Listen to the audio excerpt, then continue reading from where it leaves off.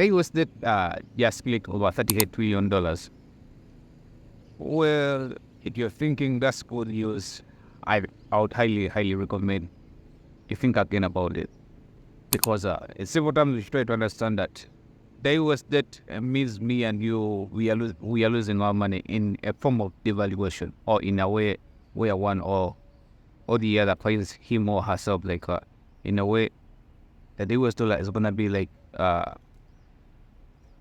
pending several times. We should try to understand that the US debt skyrocketing over and over or going higher and high means one or two things. Well, your mortgage rates are gonna be getting high. Your spending or that kind of thing will be hard over day over there in several times. But the biggest question: who's spending, and what should be cut? I'm going to show you how me and you how we come to be involved in this kind of dilemma or the high spending made by the government, because in actual sense it's influence between me and you, or either the politicians that you vote for. It doesn't matter, or either Republicans or Democrats. It doesn't matter who's in power, or independents. It doesn't matter. That trend will always stay moving the way it moves in several times. Let's try to understand. Let's just look at the fiscal debt of 2025. To understand the fiscal debt of 2025, we should try to understand that the US government doesn't take its spending from January to December. Actually, it's from let's say September 2024, September 2025.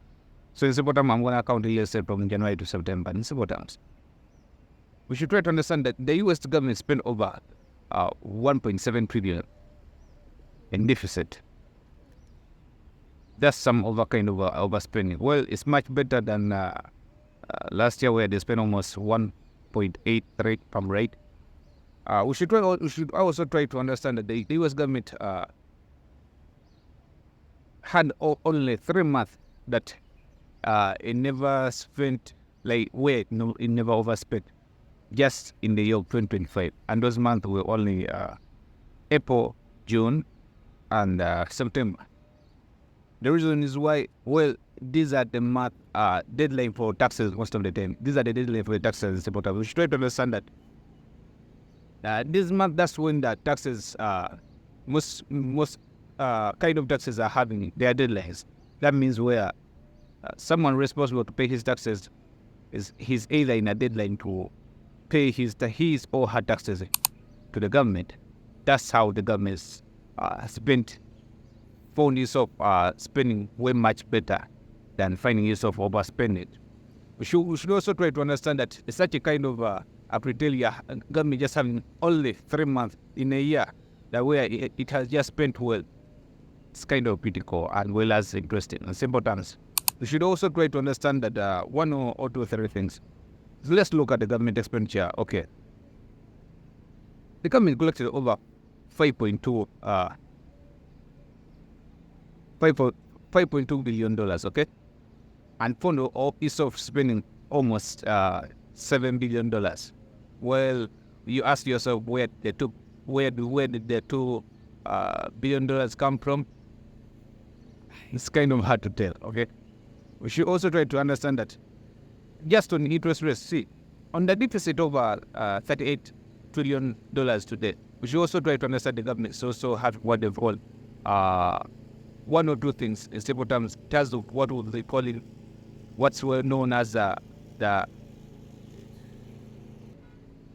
okay, we should also try to understand the government that's also overspending one way or the other. One, on the $38 trillion US dollar debt, we should also understand that there is what they call net interest.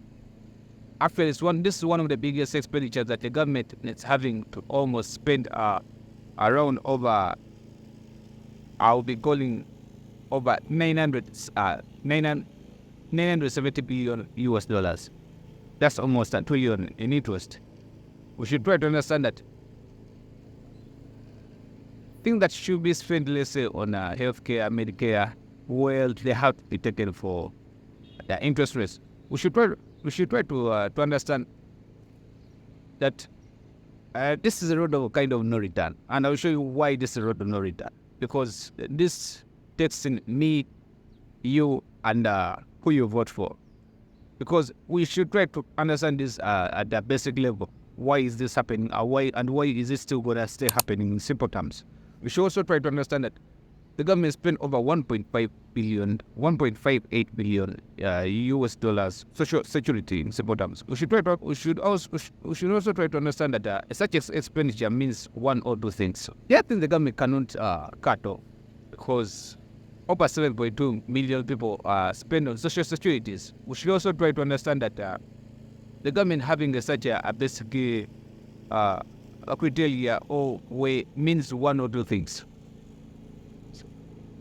If the government comes up one morning and says that social securities, let's say the Republicans, so that, well, they won't find themselves the next government to support them. So we should try to understand that such a move means the government will find itself in a criteria.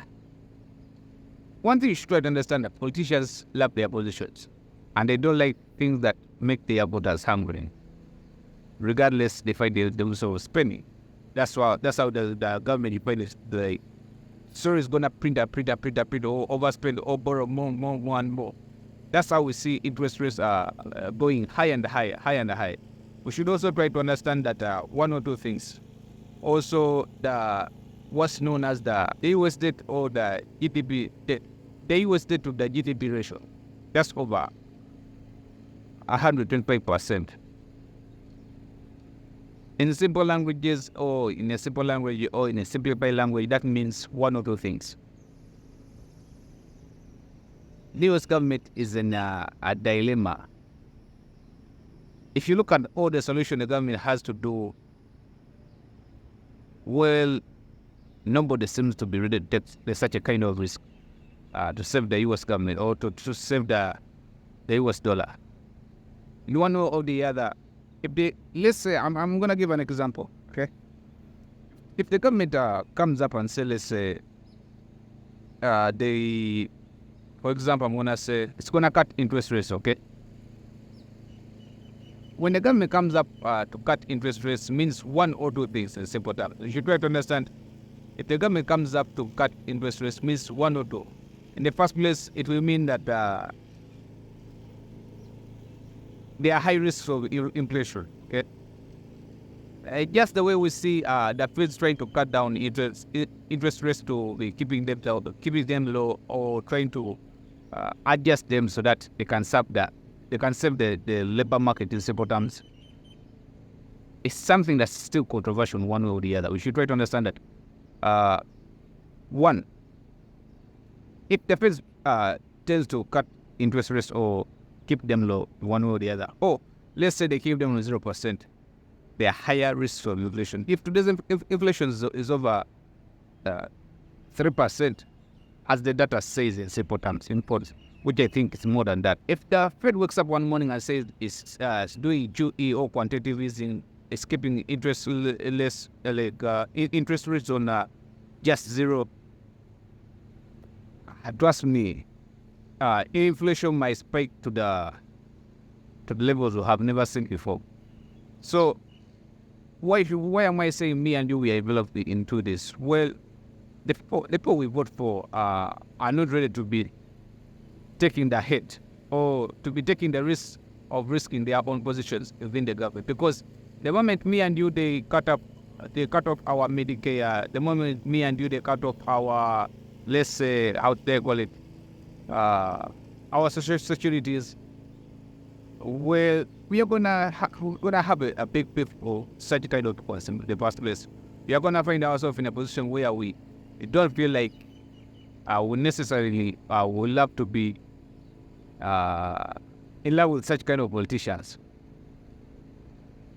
In simple language, the government or the officials in the government do their level best to avoid such behaviors of risking themselves in a way of trying to find a solution on the overspending of the U.S. government. So it doesn't matter where in the world we are, all governments overspend. However, I cannot tell where we're heading to. Otherwise, I can say it's a trend that's not likely to stop today. It's a road that's initially not likely to stop one early morning, or we wake up and be like, the US government stopped spending. That's until this day is still, it feels like a dream. Otherwise, thank you for watching. See you in the next one.